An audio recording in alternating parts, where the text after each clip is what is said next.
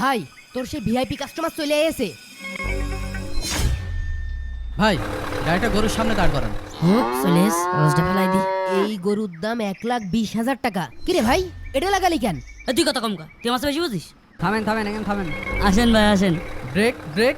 আসসালামু আলাইকুম স্যার। ওয়ালাইকুম সালাম। আয় ভাই আপনার এই গরু বিক্রি হবে নাকি?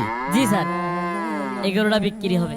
দেখেন ভাই, আমি 10 থেকে 15টা গরু দেখেছি, কোনো গরু পছন্দ হয়নি। আপনার এই গরু দেশি বিধায় আমি দেখতে এসেছি। জি জি একদম দেশি গরু স্যার। স্যার আপনি ও নিয়ে কোনো টেনশন করেন না।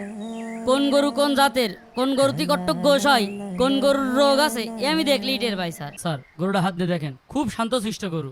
গরুটা কিনলে আপনার খুব লাভ হবে না। বাহ মাশাআল্লাহ, ভাই গরুটা দেখে আমার খুব পছন্দ হয়েছে। গরুর দাম কত নিবেন?